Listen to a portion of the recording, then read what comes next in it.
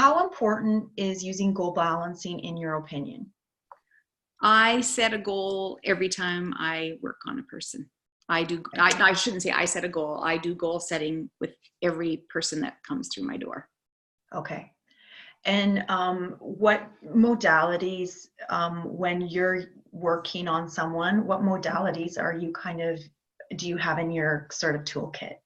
So Touch for Health is my core discipline. And then I also have the body management and also brain gym, certification in brain gym. So, yeah. And do you find that there's a difference between how those modalities approach goal balancing? Because I know you say that Touch for Health is your core discipline, but do you find that brain gym and body management have given you different aspects of goal balancing to use with your clients? Yeah, like I studied brain gym first, right? And so they did use goal setting as a big part of, that's a lot of years ago now, a big part of their way of going into balancing. Like when I took the course, they were doing group balances, so you did a group goal and that. And so when I work with a client, I just pull from a whole bunch of different databases or whatever, and it's just setting a goal based on what the client needs that day. So they'll walk in, lots of people, it's typically a physical complaint, and then it's walking it beyond the physical complaints, concern or imbalance to the point of connecting to the emotional imbalance. And then flipping from, so typically, so say if the imbalance is around fear, then I want it flipped so that with every emotion I identify, they flip to the positive, which is whatever they say, courage, brave, whatever is their word. And I'll keep notes because that's part of what I give them as a homework sheet is here's an emotional trigger that is creating this imbalance. So when that happens to you, think about how you want to be and practice that in situations, and then you repattern emotional responses that way. So that's a key focus in everything, like everything I do with people. That's the baseline for me. So it's not just a goal, Touch for Health goal setting balance. It is every balance is built around a goal for that person. Okay. Yeah. Now, are there key questions that you ask to be able to achieve that? It varies because it depends who's walking through the door. Some people are very, are quite prepared to goal set, but then always use the biofeedback to see if that's the best goal at this time. So, somebody comes in and say, like one people will say, I want to be happy. Okay. Well, that's not to me specific enough. So if you were happy and your ankle didn't hurt, what would that be like in your life? What would be different? Well, I'd be able to move and I'd be freer and I'd get more done. Okay. If you had no ankle pain and you were freer and you were getting more done, then what would that feel like? And then because you keep pushing it, but then you get the clients who go, I don't know, right? And it's like, okay, but if you did know. I studied with Brian Harega, and that was the first, he started the goal setting right off the get-go, and it's so powerful, and it makes the balance is so much more effective because you're basically taking people from a feeling of no choice to choice. Okay. Which is what assists the healing process. Yeah. Yeah. Yeah. And so how do you, because you brought up something where people say, I don't know.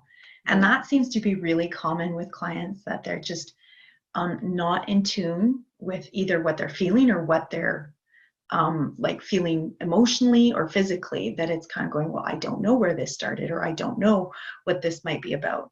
How do you start to kind of find that needle in the haystack?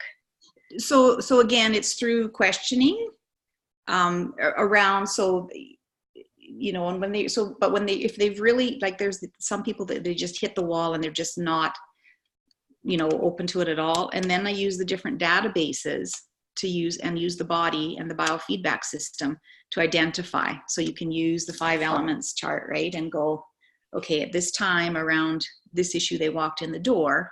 and you're basically, this is all sort of going on in my head, and then you do the biofeedback with them, which is the priority goal. And this is before starting the Touch for Health balance. This is for the goal setting.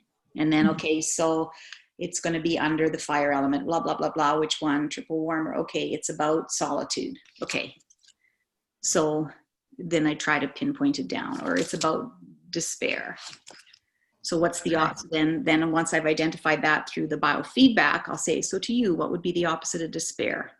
Oh, hopeful or joy. Okay, so then that's then when you do the muscle monitoring or biofeedback, you can go have them state, I am joyful.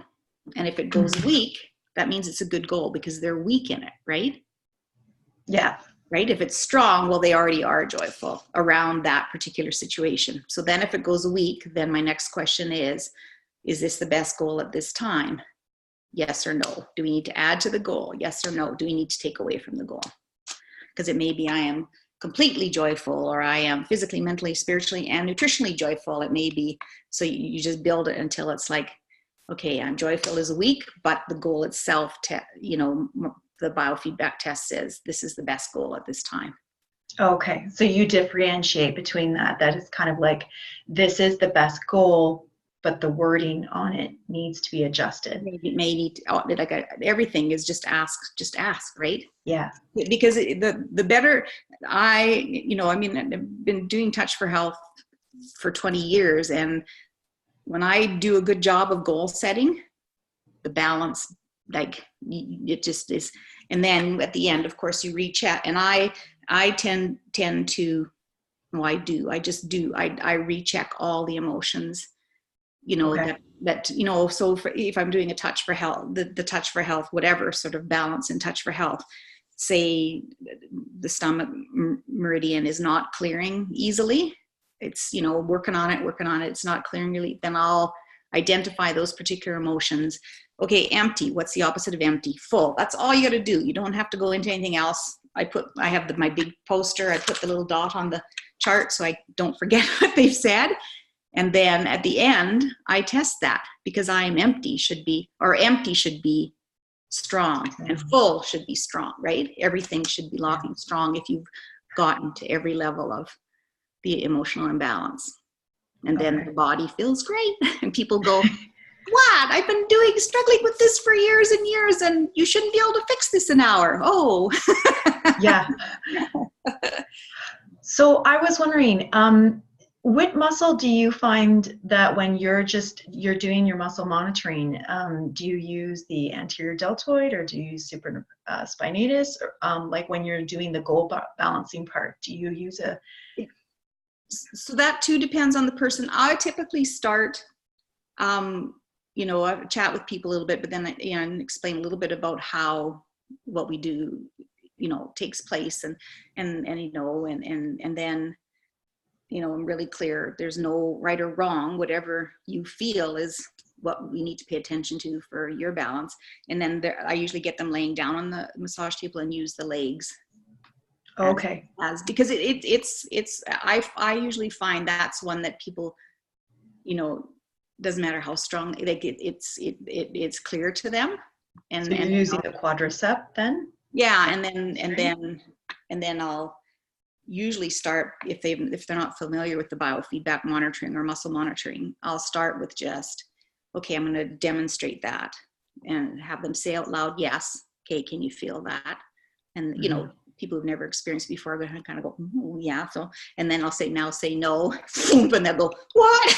And I say, now say yes again, right? And then they see, and then I can explain. We'll be using, various muscles in the body to identify the difference. How the body. That's usually the one I'll use for the goal setting, because it's just really obvious in most people. You get the odd person, you need to use something else because they're determined they're gonna fight the Yeah. But usually getting the thymus tap correct stops that too. So yeah. I was wondering, are there anything preliminary questions that you ask before setting the goal? For example, I'm trying to think here. Kind of trying to identify whether this is their goal or if it's a goal that they might be sabotaging against, or a goal that they may be hoping somehow changes someone else. You know how you can kind of go, well, I want to be happy, but their happiness, because they're in a situation, that happiness may in a way be wanting them for the other person to change in order for them to be happy. Yeah. So are there preliminary questions that you kind of use to sort of weed out any sort of sabotage programming, or sort of how right like I know you talked about add, delete, modify, that sort of thing, but is there anything else that you ask as well? Well, if somebody was like, happy to me is really vague. I know it's on the emotion list, but I'll just say, like, even if somebody were to say to me, after we've talked, because they'll go, oh, I've got a sore knee, I've got a sore back, my lower back hurts, I get headaches, whatever. Usually most people identify physically first, right? Mm-hmm.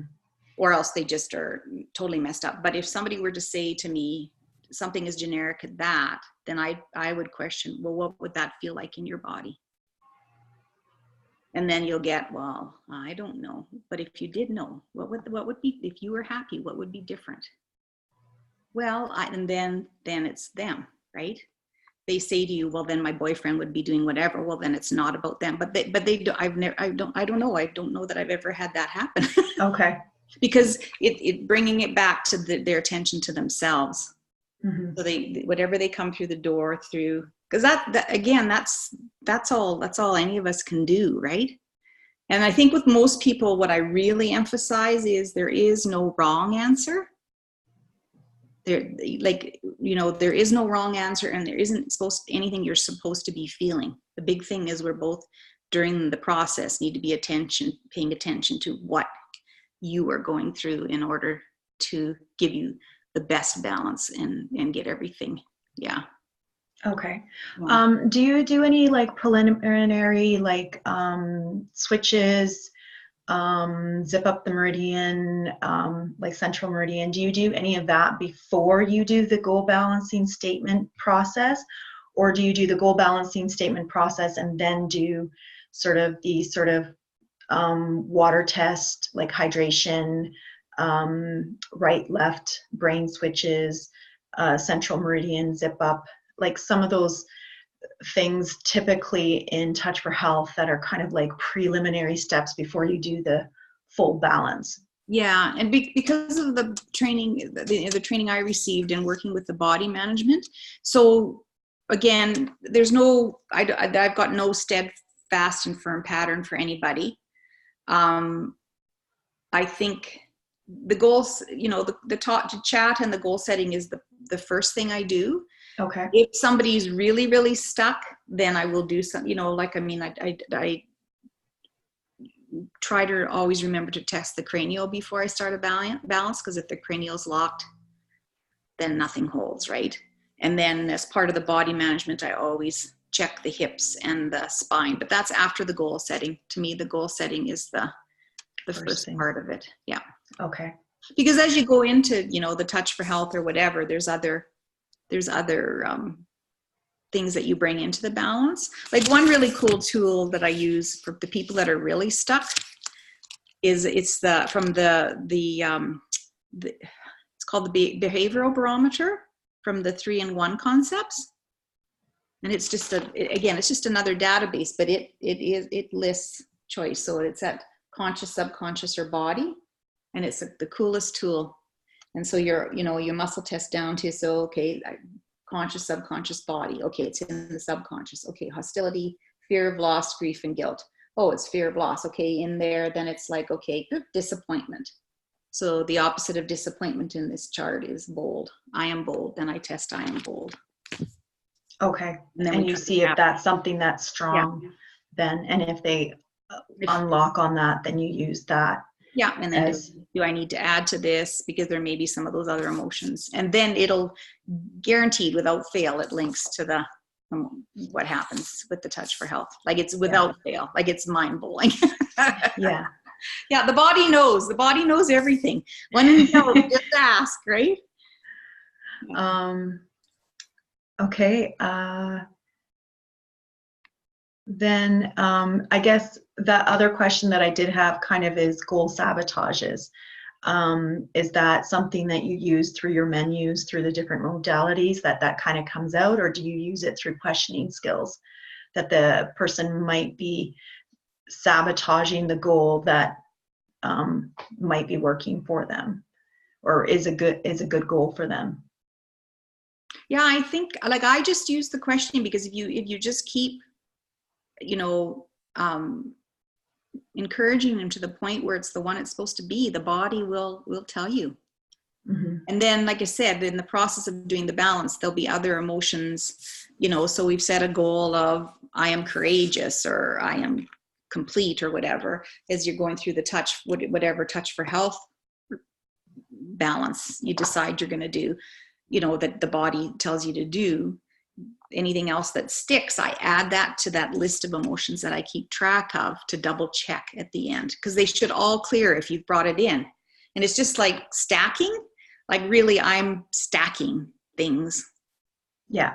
Through intention, through a whole balance. Yeah. So it pulls on all the different disciplines and modalities. It isn't sort of, not by the book totally. Okay.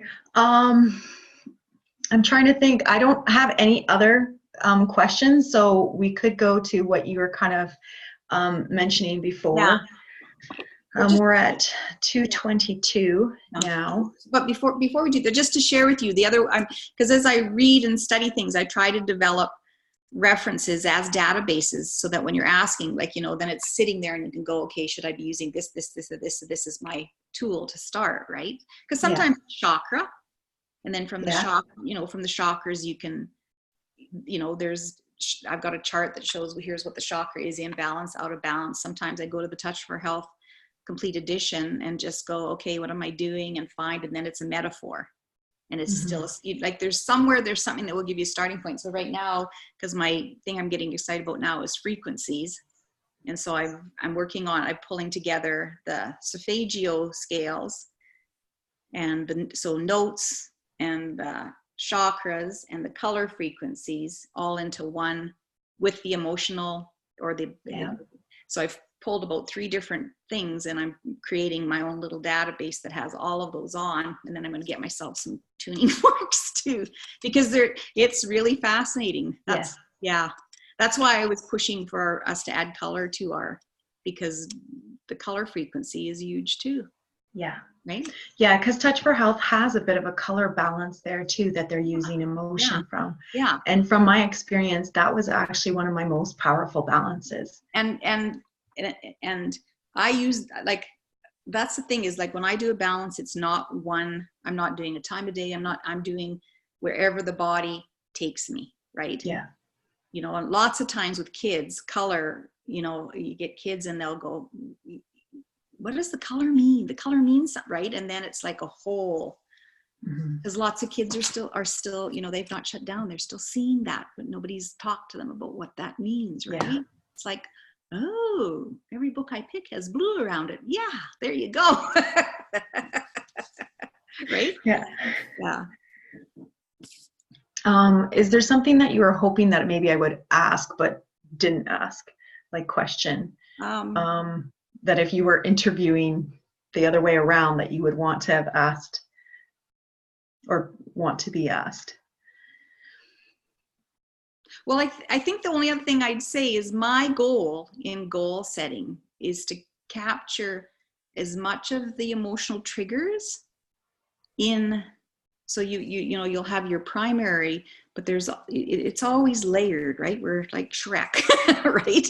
And so it's the more of that you capture in there. Again, it's the stacking that we do in the Touch for Health, but you can do that just through the questioning and intention.